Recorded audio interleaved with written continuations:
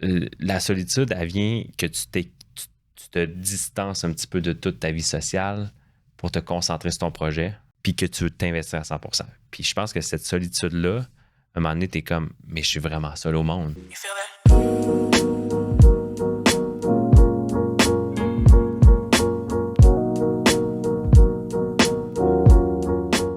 Bonjour P.O. Bonjour.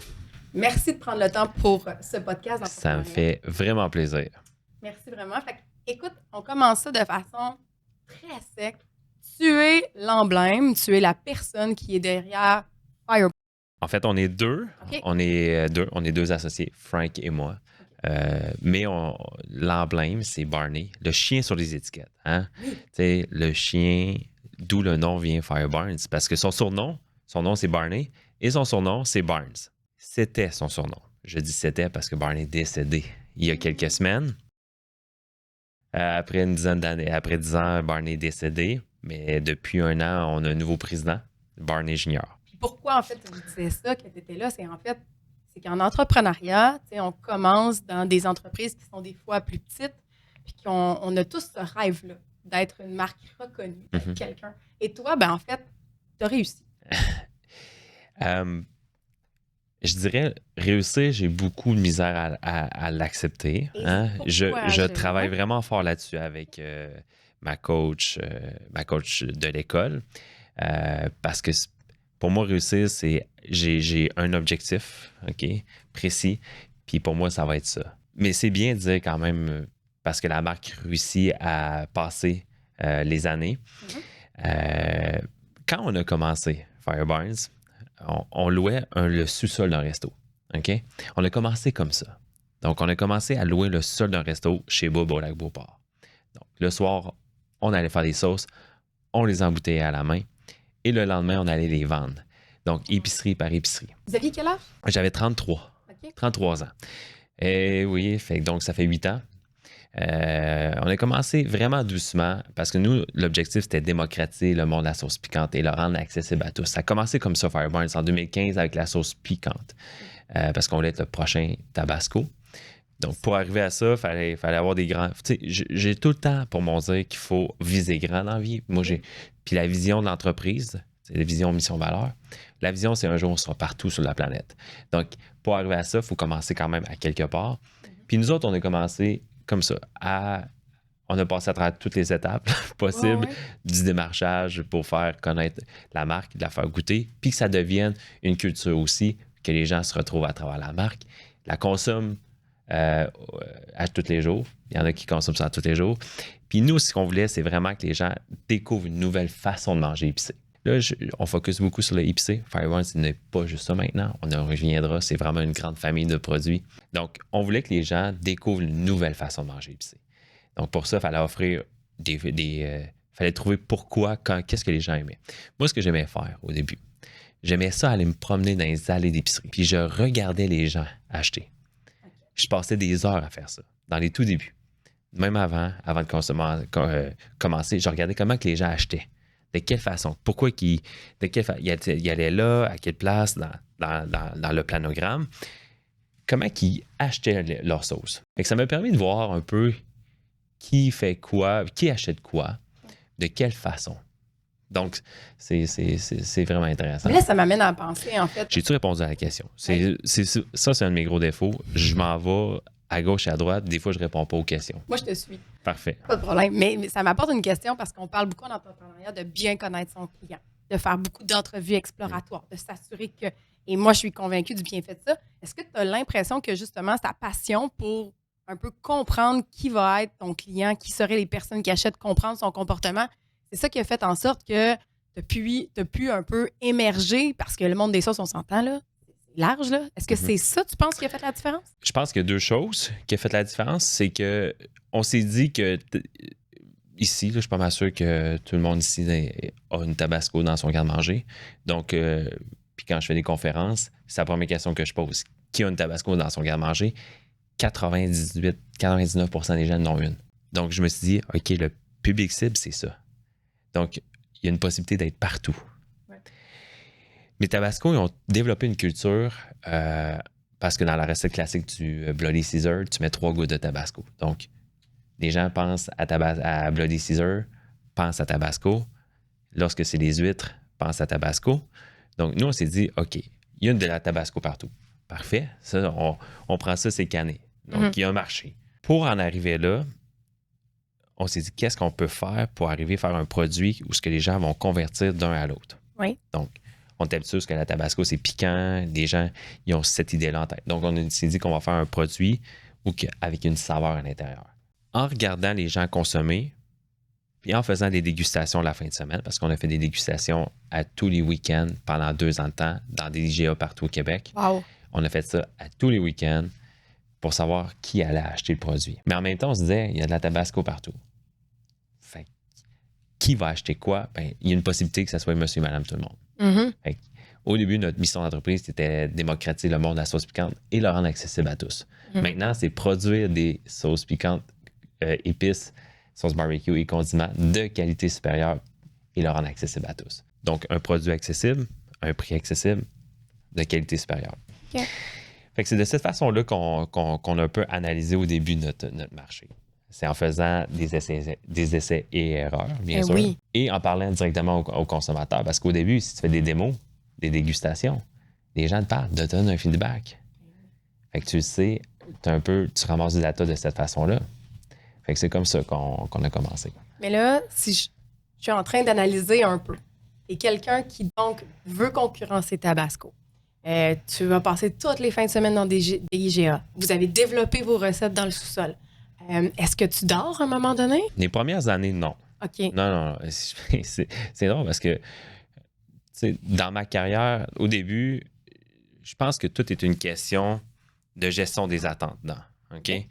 Fait que moi, au début, avant de me lancer 100% dans le projet, parce qu'on a eu une décision à prendre, moi puis mon associé au début, on ne pouvait pas se lancer les deux en même temps. Fait que moi, j'ai pris la décision de m'investir 100% là-dedans. OK. Puis mon partenaire garde son travail parce qu'on ne pouvait pas. C'était impossible financièrement au début. Fait que moi, avant de prendre cette décision-là, je me suis assis puis j'ai fait OK, est-ce que je veux avoir une famille ou je fais mon travail et je m'investis 100% dans mon projet? Mais en fait, puis j'ai tendance à poser la question, est-ce qu'il y avait des gens autour de toi qui étaient dans l'entrepreneuriat ou est-ce que toi, tu es le premier de ta famille à sortir et à dire OK, let's go, je me lance? Non, je suis vraiment privilégié. Je viens d'une famille d'entrepreneurs. Donc, mon père est en affaires avec ses frères. OK. Mon grand-père est en affaires. Du côté de ma mère aussi. OK.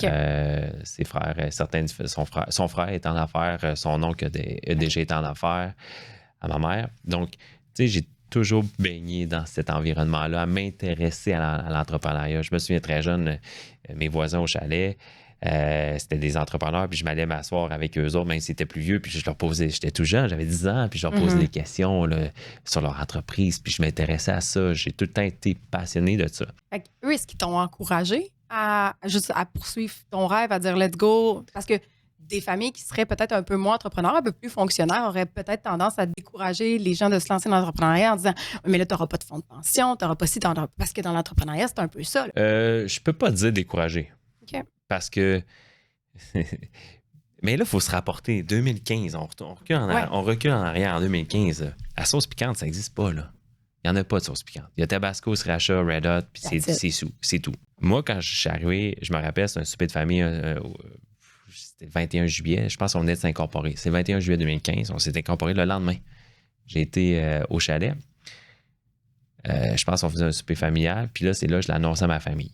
J'ai vu un petit peu dans leur façon de réaction que c'était comme OK, mais est-ce que tu veux vraiment t'en aller là pour vrai? Là? OK. Mes parents, ma mère m'a super encouragé. Là. Mon père, il était plus dans quoi qu'il se lance. Mais parce que tu sais, mon père il était dans le pétrole. OK. Quelque chose qu'on consomme à tous les jours. Tu sais, c'était quelque chose que pour lui, c'était très abstrait, la sauce. Mais tu sais, j'étais avec lui ce matin parce qu'il est rendu actionnaire avec moi là-dedans. Oh, wow. Il est 3e actionnaire. Tantôt, j'ai dit on était 2, mais c'est juste que mon père est investisseur. Puis on avait une rencontre super importante. Puis on fait des affaires ensemble. C'est pas tout le temps facile. Mais on fait de la business ensemble. Il me partage son expérience pour pas faire certaines erreurs. Au fil des années, il est rentré actionnaire après 3 ans ou 4 ans, je pense. Est-ce que tu l'écoutes? Oui. Oui? Oui. Par contre, je me fie beaucoup à ma vision, mais j'écoute beaucoup ses conseils.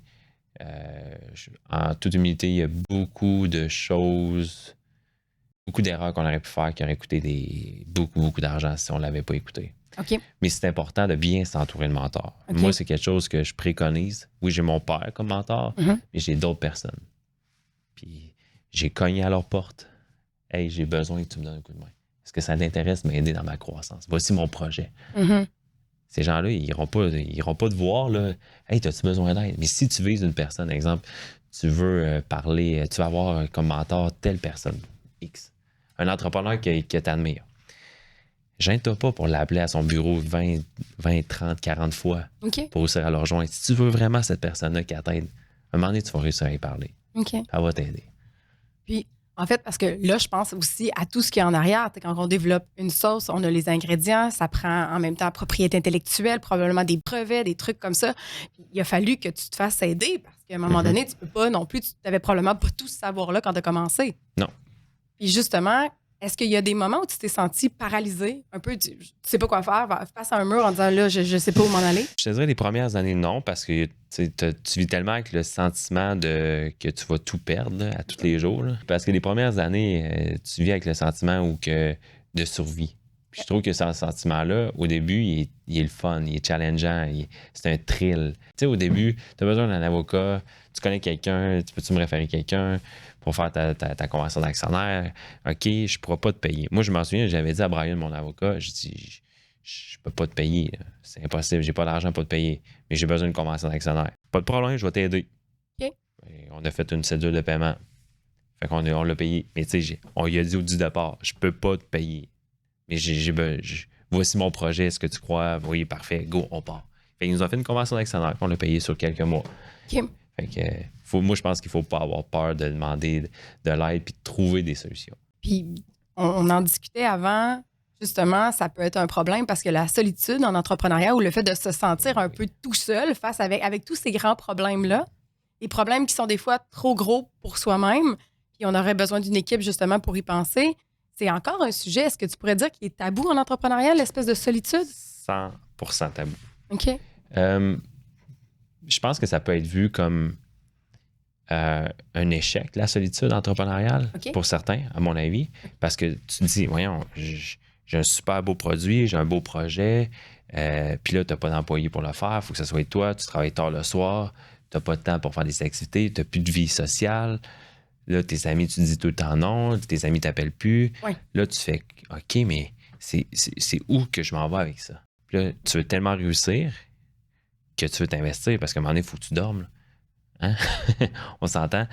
La solitude, elle vient que tu te distances un petit peu de toute ta vie sociale pour te concentrer sur ton projet puis que tu veux t'investir à 100%. Puis je pense que cette solitude-là, à un moment donné, t'es comme, mais je suis vraiment seul au monde. Okay? Je reçois 12 000 appels par jour, 5 000 emails, et je me sens seul. Puis en même temps, est-ce qu'il y a une proximité que tu peux avoir avec ton personnel, avec tes personnes employées, ou il faut quand même que tu gardes une distance? C'est quelque chose que j'apprends à communiquer en ce moment. OK. C'est des choses que j'ai faites dans les 2 dernières années à des personnes proches. Expliquer que des fois, comme moi cette année, j'ai décidé de prendre vraiment un pas de recul parce que ça faisait 8 ans que j'avais pas pris de vacances vraiment. Des vacances, je suis déjà parti dans le sud une semaine, mais j'ai été sur mon téléphone pour répondre.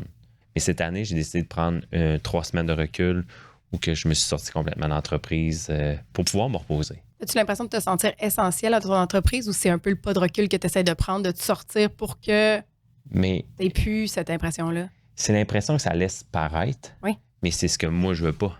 OK. Parce que du départ, cette entreprise, je vais parler pour ma part, Frank pourra parler pour la sienne, mais moi, j'ai fait cette entreprise-là pour les gens et non pour moi. Et si je la fais pour les autres, je ne veux pas être essentiel à cette entreprise-là. Il faut que tu automatises, il faut que tu... J'espère et je souhaite que cette entreprise-là passe des centaines d'années de génération en génération. Il ne faut pas que tu te rendes essentiel si tu veux ça.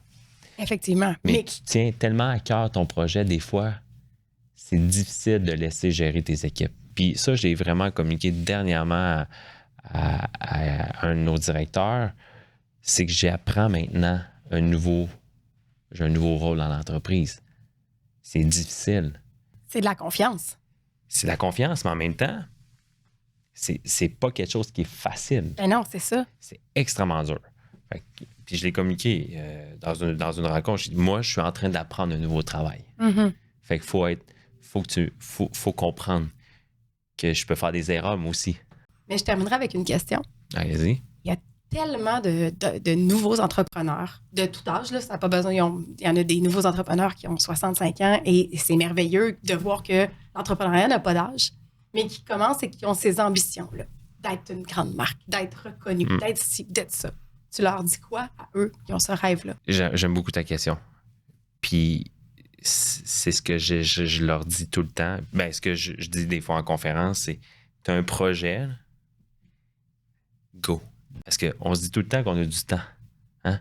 On se dit tout le temps, hey, je vais faire ça demain. Je vais faire ça. J'ai une idée, mais j'ai du temps. Je vais le préparer.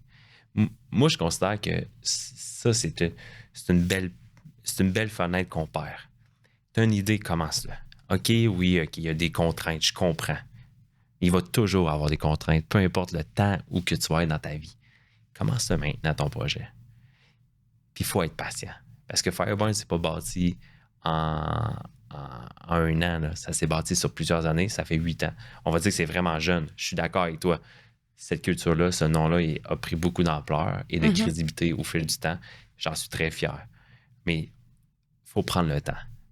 Il faut laisser du temps au temps. Soyons lentement pressés. C'est ça. Mais il faut vraiment être patient. Okay. Puis surtout passionné. Parce que si tu fais les choses pour les bonnes raisons, il va arriver des bonnes choses. Merci tellement pour ça. J'espère que ça va résonner dans les oreilles des entrepreneurs qui nous écoutent. S'il y en a qui veulent me contacter parce qu'ils ont une question X, juste à me contacter sur mes réseaux sociaux. Je suis pas super rapide à répondre, mais je réponds. OK. Ben écoute, on garde ça. On va mettre le lien. Absolument. Merci tellement pour cette belle entrevue. Ce fut un plaisir. Merci beaucoup.